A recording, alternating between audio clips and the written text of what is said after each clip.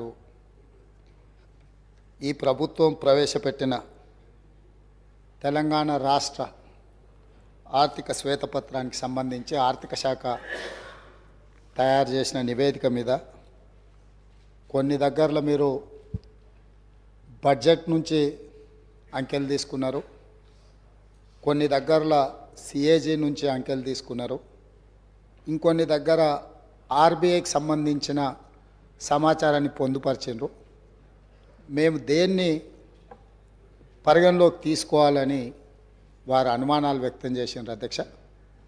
అధ్యక్ష, ఈ ప్రభుత్వము వాస్తవ పరిస్థితులను ప్రజల ముందలు పెట్టి తెలంగాణ రాకంటే ముందు ఉన్న పరిస్థితులను, తెలంగాణ వచ్చిన తర్వాత 10 సంవత్సరాలలో ప్రజలు ఎన్నుకున్న గత ప్రభుత్వం తీసుకున్న నిర్ణయాలు, ఆ నిర్ణయాల వల్ల వచ్చిన ఫలితాలు, దుష్ఫలితాలను ప్రజల ముందు పెట్టి ప్రజాస్వామిక పద్ధతిలో ఈ చట్టసభలో చర్చించి వాస్తవాలను ప్రజలకు వివరించి భవిష్యత్ కార్యాచరణను తీసుకోవాలన్న ఆలోచనతోటే సమర్థవంతమైన ప్రతిపక్షంగా మీ సలహాలు సూచనలు తీసుకొని ప్రజలకు మంచి చేయాలన్న ఉద్దేశంతో నిస్సహాయులకు సహాయాన్ని అందించడమే కాకుండా నిజమైన అర్హులకు మాత్రమే సంక్షేమాన్ని అందించి అర్హులైన వాళ్లకు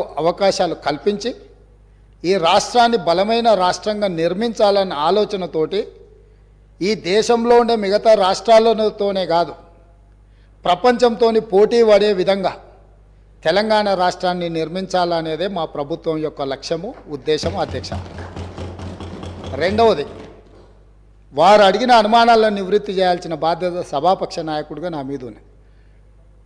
బడ్జెట్ ఎస్టిమేట్స్ కానీ యాక్చువల్ ఎక్స్పెండిచర్ని మనము చర్చించాల్సి వచ్చినప్పుడు వివిధ బడ్జెట్లను మేము కొలబద్దగా తీసుకొని అక్కడి నుంచి సమాచారాన్ని సేకరించినాం. మేము క్యాగ్ రిపోర్ట్స్ను ఎక్కడ తీసుకున్నామంటే రెవెన్యూ రిసీట్స్ అండ్ ఎక్స్పెండిచర్ని మెన్షన్ చేయాల్సి వచ్చినప్పుడు క్యాగ్ నివేదికలను తీసుకున్నాం.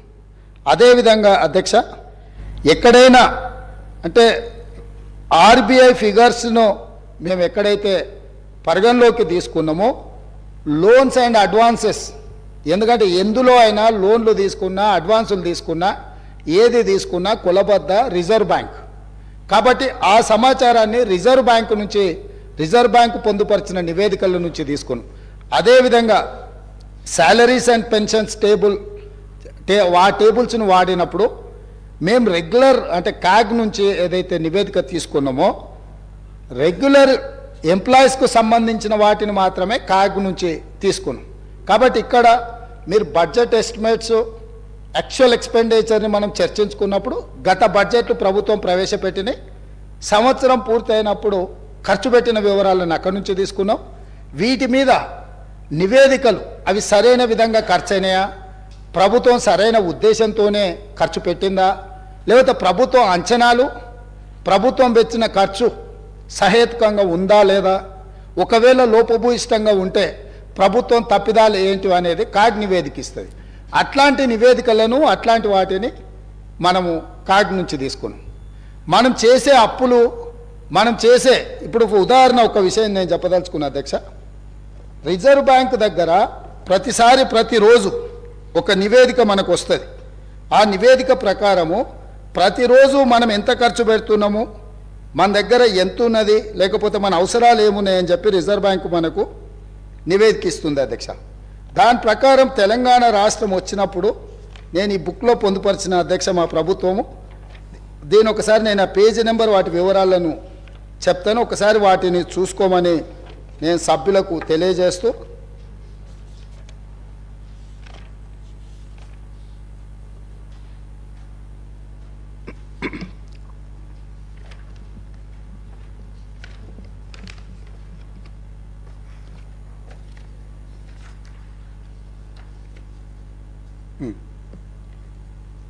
ప్రభుత్వం యొక్క ఆదాయము అవసరాలకు సంబంధించి రిజర్వ్ బ్యాంకు ప్రతిరోజు ప్రభుత్వానికి సమాచారం ఇస్తుంది. Finance secretary through finance minister